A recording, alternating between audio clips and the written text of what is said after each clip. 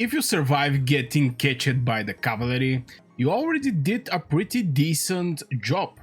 I have been outnumbered for so much time in the different zones, in the zone 2, in the zone 3, in the final zone. But still, I make a pretty decent merits just by knowing one thing, and this is how to stay alive.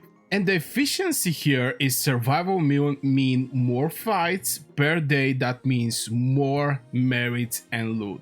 And yeah, I think people start understanding something that I actually didn't understand back in the days. I think this is one of my mistakes, was actually the merits and how this whole thing actually working. But the most important thing that you're going to earn from the merits is actually pet skills. Now, strongly depend what kind of a season you are. You can get some extra shop from where you can get also CP points, elixirs, and etc. But at the end of the day, the most important thing that you're going to buy with your merits is the pet skills. So trying to survive more on the battlefield is actually applying for both free-to-play players and actually whales and krakens. It may sound funny for whales and krakens, but if you survive longer as a whale or kraken, you're not wasting stamina. And there comes the issue with the stamina. On one side, for the free-to-play players, if you survive longer, you're going to have more troops to actually play with them. If you're on the side of werewolf or kraken, if you survive longer, you're going to have stamina to continue fighting. And one of the key things that I learned when, with the many fights I did and the merits I get is very important to keep your legions balanced. Extremely important. What I mean by that is, yes, you can make one legion extremely strong, but if you go out, let's say with 4 mages in infantry, I'm going to separate the infantry aside, but you have 4 mage legions or 5. If 2 of the legions are extremely strong and the other 3 or 2 are very weak, that means that the strong legions is going to survive longer, obviously. The weak one is going to go in the hospital way more faster. And since you're using, for example, Celestials and Vestals in these legions, it didn't actually matter that much that your 2 legions actually survive longer, because your weak legions is going to go in the hospital.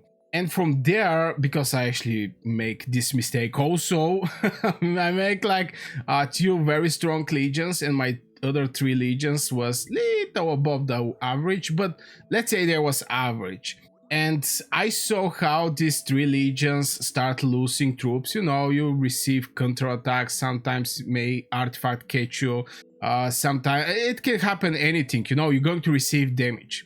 And these 3 legions going faster out of troops is actually forcing my strong legions to actually either to go home. Because if your average legions are at 30% and your main legions are at 60%, I mean the strong legions are at 60%, if you go back with your weak legions and go back to the battlefield, they're going to have 100, but at the same time your strong legions is going to be on 50%. And like this, it's extremely hard to actually make a single march to the home.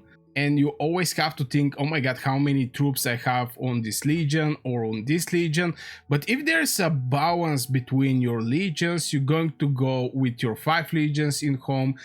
Those legions is going to have better survivability. Obviously, some legions by default is going to be more stronger from other one, but your work as a player should be to bring some balance in this legion. It can be by pets, it can be by artifacts. This 2 system, the pet and artifact system, is actually helping you very nicely to balance your legions. Obviously, some of the artifacts are for specific hero. For example, Inferno Flame are for Lilia. What was Dragon Fate is for Yuming, but the rest of the artifacts can be separated like this to keep and bring balance in your legions. The other thing is, don't go full on damage builds. definitely don't do that, because it's just going to reduce the survivability. Even if you're with mages, yeah, you're going to get more merits, but in the same time, if you have to non-stop go back to your castle and go out, you're losing pretty decent time just by doing that. On second place, you're losing stamina. And on third place, if somebody catch you, you're going to be way more faster dead. Especially if some cavalry artifact hit you, and boy oh boy, those cavalry artifacts are hitting like a truck. So what I can actually suggest, for example, right now I'm with the HP bypass city skin, but what I can actually do is actually getting some HP. This is just going to increase the survivability. I already have the damage from my city castle.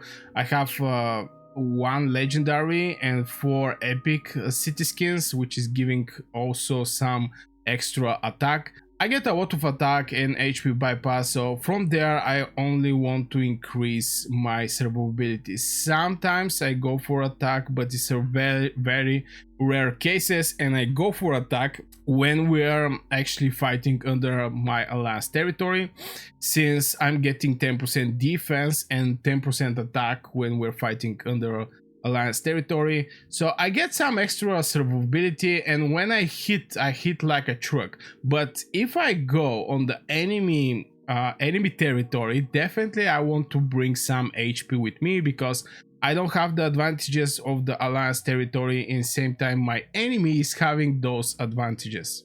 Now, from point of civilization, this is something that I really want to test at one point, I'm not gonna lie, is actually Spring Warden. This is one of the things that I actually think was maybe 1-2 weeks, because I get Legion March Speed. This is pure PvP stuff, getting more March Speed.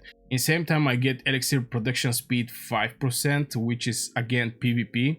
It's overall, it's not like for example League of Order, where you get Legion Magic Defense and Celestials. The reason I don't go for Spring Warden is just because I'm going to lose my Celestials, and I have like 3 million Celestials. But I think it's also very nice fraction from point of survivability. And this video is all about the survivability. Let me know in the comments below, by the way, what fraction you are. Are you League of Order? Are you Wilderberg? Are you Spring Warden? With which fraction you're the most happy with, and why you actually choose this fraction. I think 90% from the people choose their fraction based on the troops are inside and not by the buffs.